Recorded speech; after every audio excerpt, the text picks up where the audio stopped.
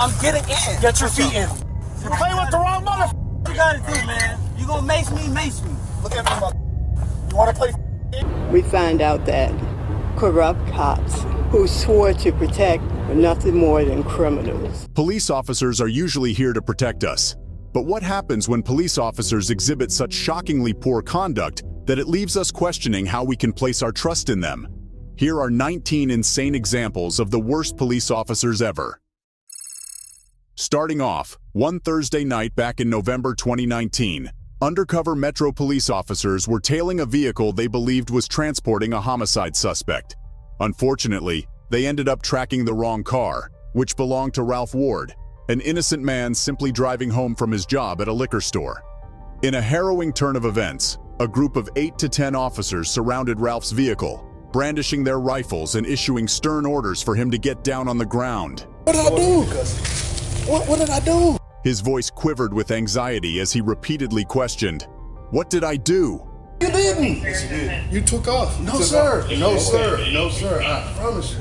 Even though the officers claimed that Ralph had fled, he vehemently denied it, going so far as to offer to show them his GPS tracker to prove his innocence.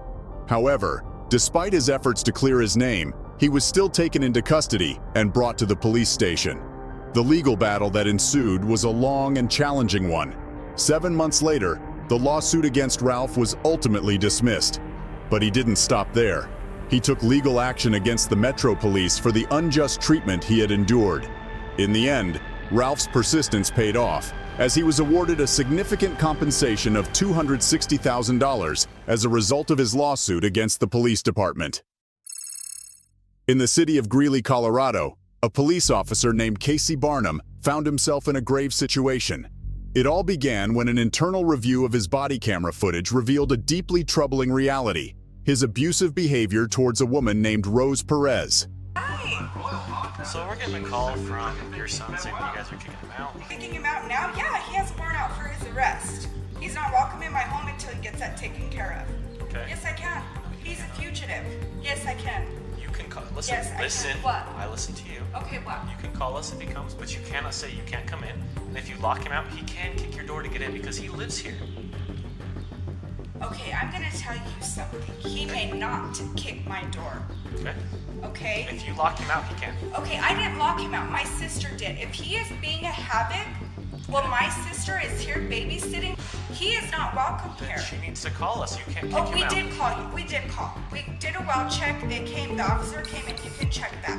Okay. The officer came and did that. He hasn't been home since until today. Okay. Today he was locked out again, and the reason that he was locked out was because I wasn't home. When I'm home, then he can come. That's not how Okay, this works. too bad, so sad. Goodbye. No, that's not how. Ma'am, listen. That is You not how. need to leave out of my house. Stop. I am. You do not have any permission to go into my Stop. house. You have no permission Stop. to go into my house. That's really for it. Can I have a Can second? you please let me go? No, because now you're Close under that arrest. door. Close that door. When am I under arrest Stop. for? You're under. Because you just shoved me. I did not shove you. I told you It's to on get out video. of my house. I told you to get. It's on video. You have no right to come into my home. It's on video. In a tense and emotional moment, Rose found herself desperately pleading with him, hoping he would grasp the gravity of the situation. She implored him to listen, to understand the truth, but instead, he remained resolute in his refusal to hear her out. The video evidence of his actions would become a crucial piece of the puzzle, serving as a stark reminder of the need for communication, empathy, and respect in the face of conflict. Come into my home. You have absolutely no right to come into my home. That's really for it. They want to custody. Get me out of these cuffs. No, you're going to jail. I am not going to. You are going to jail. Bet. Get me out Stop. of these cuffs. Brina! Brina! Brina! Open the door, Brina! And get this all on video. Brina! Get this all on Stop. video. Stop pulling away from me. I'm not pulling away from you. Later, Officer Barnum was fired from his job. Lester Brown, a prison officer working in South Florida, faces serious trouble as he's accused of assaulting a shackled inmate, and the entire incident is captured on video. The disturbing footage shows Brown forcefully throwing the shackled inmate into a concrete wall, resulting in injuries that required immediate medical attention. Officer Lester Brown with felony battery which is a third-degree felony, and official misconduct, which is also a third-degree felony. Lester Brown's claims that the inmate was belligerent and fell forward stand in stark contrast to what the video footage clearly depicts. This contradiction has left people in the community astonished, as Brown was known as a helpful and caring neighbor. Currently, he is placed on leave without pay and is facing the looming possibility of severe consequences for his actions, a stark departure from his previous reputation as a neighbor and community member.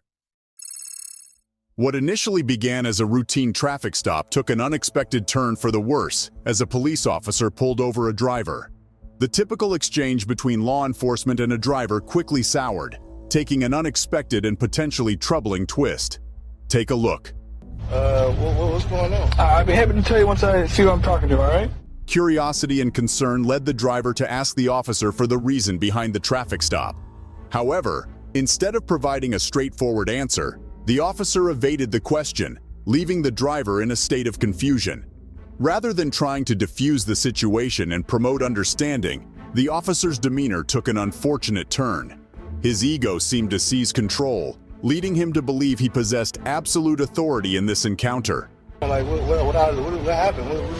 Like I said, I'd be happy to tell you once I see information. Amidst the unfolding tension of the traffic stop, the driver insisted on clarity regarding the alleged offense before offering identification. It was a reasonable request, an attempt to understand the situation better.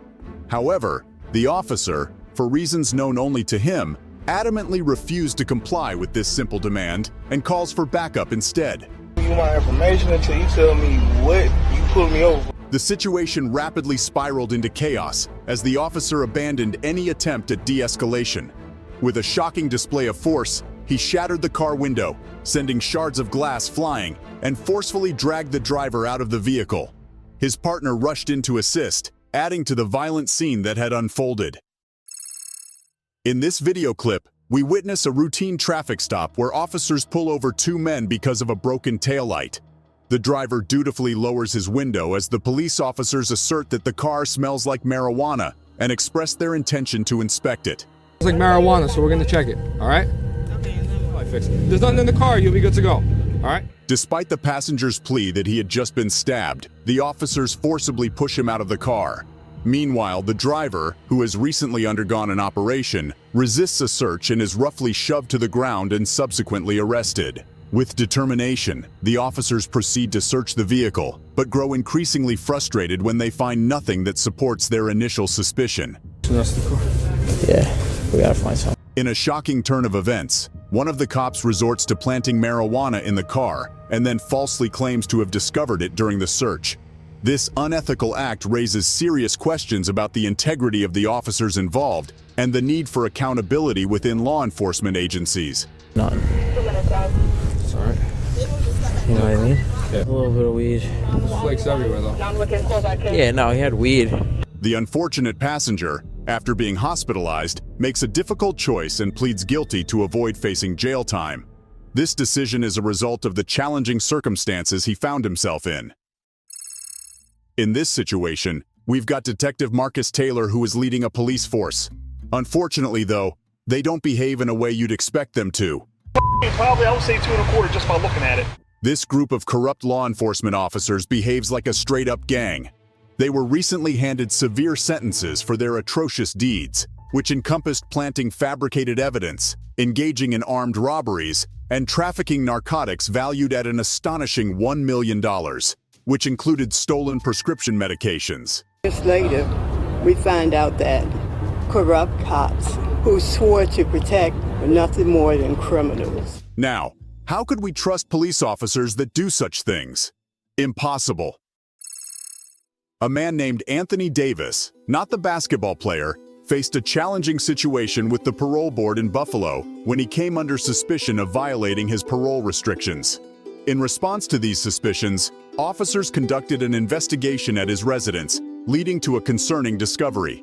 Inside his room, they found 22 rounds of ammunition and drug vials, raising further questions about his compliance with parole terms and potentially leading to legal consequences. And you said that wasn't your gun? How come you got 22 ammo in your room? The situation took a troubling turn when officers conducting the search discovered a loaded pistol along with a single bullet in Anthony Davis's residence.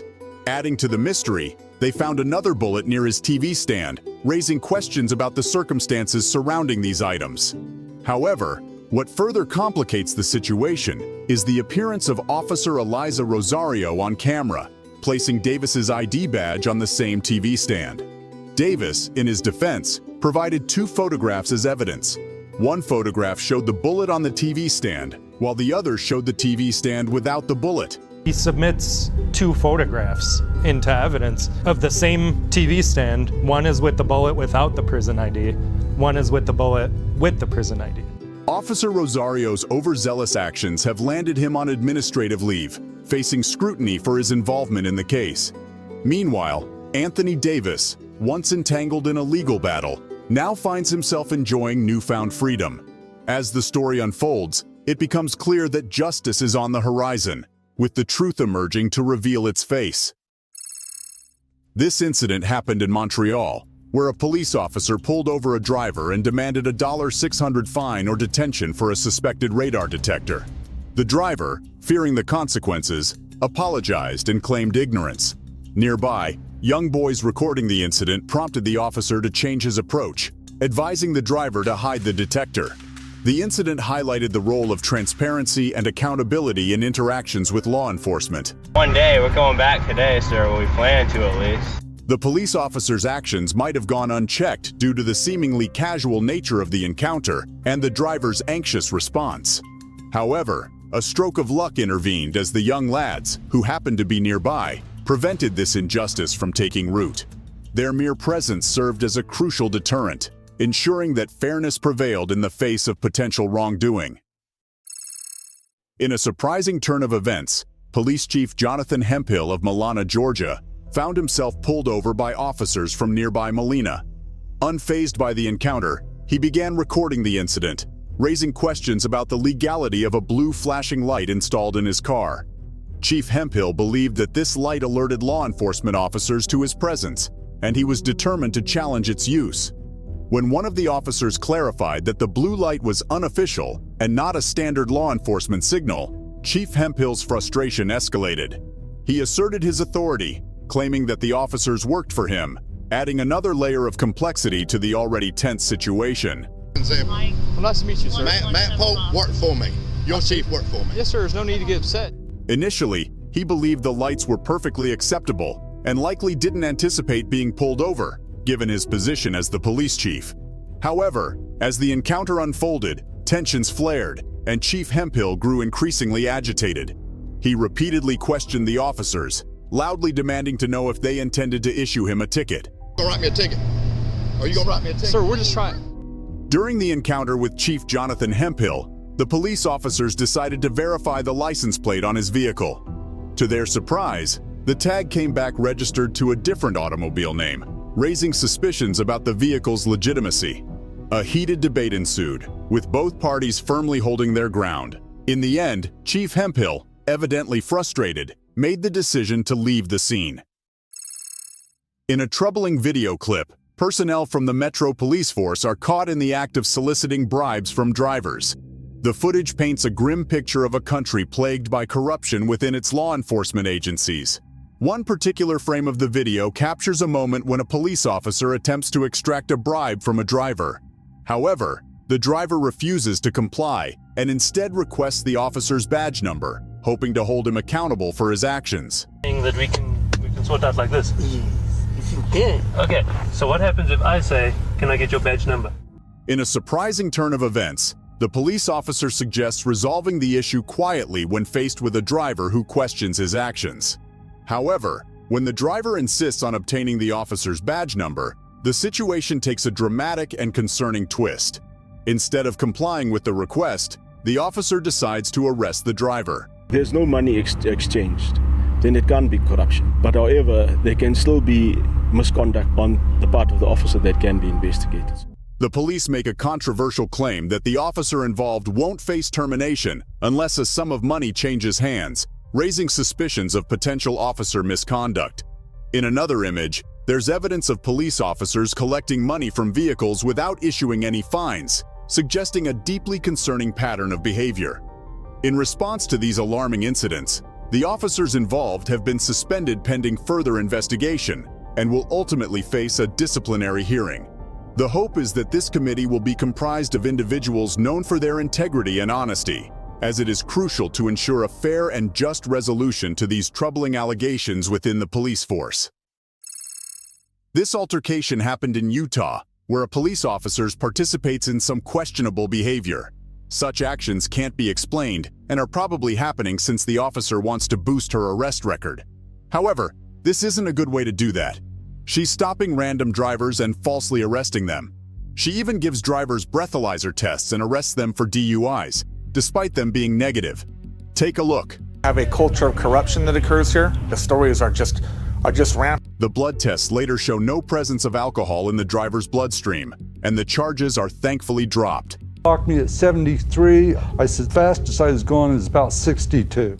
As rumors of corruption and wrongdoing began to circulate, another driver stepped forward with a troubling claim. He insisted that he had been unjustly arrested for speeding, asserting that the officer had wrongly recorded his speed. This revelation sent shockwaves through the community, eroding trust in the local law enforcement department. With each passing day, the department found itself under intense public scrutiny, its reputation tarnished by these allegations of misconduct. Outraged citizens demanded accountability and transparency, calling for a thorough investigation into the officer's actions, which led to a class action lawsuit. In Barstow, California, Michelle Cook, who is 8 months pregnant, was in the midst of her morning routine, attending to her second-grade child before school. However, the day took an unexpected turn when a collision occurred with another driver, prompting a call to the local authorities. As the police arrived at the scene, Michelle found herself recounting her side of the story, providing her account of the collision to the officers. The situation was undoubtedly stressful, especially given her advanced stage of pregnancy, adding an extra layer of concern to the already challenging morning. Okay. She gets out of her car, comes over here, punches my window, throws something, whatever that brown thing is, she throws it. She's screaming at me. Okay. Miss Anderson is out here, you can ask her. Okay. Is your window damaged? Anything damaged at all? No, she scared the hell out of me, and I'm like, I'm calling the police. She's call the police. She's screaming at me. Okay. Amidst the escalating tension, Michelle made an earnest attempt to explain her perspective to the police officers. However, the situation seemed to be growing increasingly strained, with emotions running high. As the officers asked for Michelle's name, she hesitated, perhaps unsure about how this interaction was unfolding. Despite her reservations and her advanced stage of pregnancy, the scenario quickly took a troubling turn. In an unexpected turn of events, she found herself being placed under arrest by the police. Okay.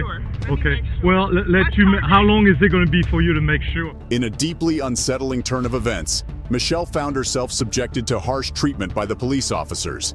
They accused her of obstructing traffic and forcibly placed her into their patrol car. Her only offense was her initial hesitation to immediately reveal her identity, a right she had under the law. As the scene unfolds in this video, we find ourselves on a bustling street where a police car drives by. In a sudden and daring act, someone on the street extends a rude gesture toward the passing police car. This brazen display of disrespect doesn't go unnoticed. Clearly offended by this gesture, the police officer at the wheel makes the decision to pull over and approach the young man responsible for the disrespectful action. Why you giving me the finger? What? What's your problem? What? Why you giving me the finger? Despite the police officer's approach, the man vehemently denies any wrongdoing and decides to walk away from the situation. However, he doesn't depart quietly. Instead, he unleashes a loud barrage of swearing and profanity, further infuriating the already aggravated cops. For what reason? Because you're giving me the finger. That's legal. A heated argument erupts between the young man and the police officer regarding the legality of the rude gesture. The dispute quickly escalates, with neither side willing to back down. In a shocking turn of events, the officer decides to handcuff the young man for his use of profanity, deeming it a punishable offense. You're a public disturbance. You're being a nuisance to the public. In what way? When he was driving past? The abuse of power on display infuriates everyone who witnesses the scene. The brave individual at the center of the confrontation refuses to be intimidated and decides to stand up for his rights. In Texas, a concerning situation unfolds where chaotic or unruly policing practices come at a significant cost. In the midst of this chaos, officers resist being recorded, raising concerns about their behavior. The footage captured suggests that something suspicious might be happening. Amidst this turmoil, a bystander steps in to provide helpful advice on passenger rights, to educate others about their rights and how to navigate such challenging situations involving law enforcement. You don't have to identify. The situation takes a distressing turn when the officers become offended and confront the helpful bystander with aggression. They insist on obtaining his identification, falsely alleging interference with their duties. Despite the victim's calm attempts to explain his innocence and cooperation, the officers choose to arrest him, abusing their authority in the process. You are now breaking the law. You're interfering with the Voice alone can't be deemed interference. This incident highlights the officers' desire for control and secrecy in an attempt to conceal their actions. In a disturbing move, they confiscate the bystander's phone and silence it, potentially erasing any evidence that could shed light on their conduct. Close to me. Okay, give me your ID. You've interfered with an investigation. If you refuse to give me your ID, you're going to jail. The troubling scene that unfolds raises profound questions about the motives of these officers and the potential abuses of their authority. Surprisingly, despite the dishonesty displayed by these officers, they continue to hold their positions on the job. In the quiet town of Dayton, Minnesota, a pregnant woman faced a harrowing and bewildering ordeal. Without warning, the police barged into her home and arrested her, even though she hadn't committed any crime. The experience left her deeply confused and terrified, and the stress took its toll as she went into labor, prompting an urgent trip to the hospital. The unsettling incident had its roots in a recent robbery at a neighborhood hardware store. Security footage had identified the robber, and the trail led to the woman's residence, where some of the stolen items were found. However, when her husband, taken completely off guard by the sudden intrusion, resorted to firing shots in self-defense, he had no knowledge that the individuals storming their home were, in fact, police officers. And then I heard like a smash on the door. That wasn't even enough, like a smash, boom, boom, boom. We were so scared. My husband started to shouting and tell me, call the 911, call the 911. I grabbed the gun and I look, from the window, I see a guy in civilian clothes, looks very angry. And the reason behind this incident was pure miscommunication. In the sunny city of Fort Lauderdale, Florida, a police officer finds himself in a precarious situation. He is now the subject of an investigation, all stemming from an incident where he was captured on camera shoving a peacefully kneeling demonstrator. The incident has sparked significant public outrage and demands for accountability, raising questions about the use of force and the behavior of law enforcement officers in such situations. Take a look.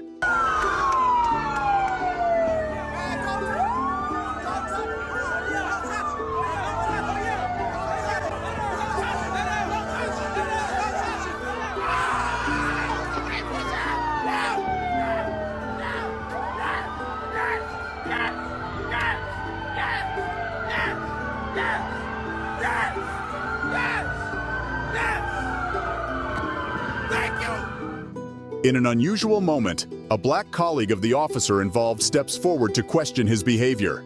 This intervention is not a common occurrence, especially considering the troubling statistics surrounding incidents of police brutality and violence. In Florida, a routine arrest takes a troubling turn when officers make a critical mistake. The suspect they are apprehending pleads with them to use less force, desperately seeking some compassion, but his heartfelt request falls on deaf ears. The situation becomes even more distressing when a sergeant inside the police car grows increasingly hostile, to the point of threatening a female colleague. All right, I'm getting in. Get your feet in. You're playing with the wrong mother. What you gotta do, man? You gonna mace me? Look at me, mother. You wanna play? There were many witnesses in the area, but nobody decided to protect her. Like, so what? I don't know. In the aftermath of the troubling incident, the sergeant involved faces serious charges of violence and assault on an officer. However, despite the accusations, he enters a plea of not guilty, setting the stage for a legal battle. This turn of events underscores the crucial importance of law enforcement officials exercising restraint and maintaining control, even in challenging situations. In January 2018, John Schoonmaker, a trauma psychotherapist, and his wife headed to the Space Coast with the exciting intention of witnessing a SpaceX rocket launch. However, their evening took an unexpected turn when the police pulled them over, suspecting that Schoonmaker might be under the influence of alcohol. Schoonmaker cooperated and agreed to undergo a field sobriety test, adamantly denying any alcohol consumption. Remarkably, despite registering no alcohol in his bloodstream after the tests, he did acknowledge taking medication, specifically CPAC. Despite this, authorities arrested him on suspicion of drunk driving. I was gonna say you should just let her drive and let him go, but it's too late now. Thankfully, justice prevailed in the end. After a thorough investigation, John Schoonmaker was found innocent, and the case against him was rightfully dismissed. Schoonmaker, understandably upset by the wrongful accusation and arrest, decided to take legal action against the police officers involved. In a significant win for justice, Schoonmaker's lawsuit resulted in a $45,000 compensation awarded to him, along with a formal apology from the officers responsible for his wrongful arrest.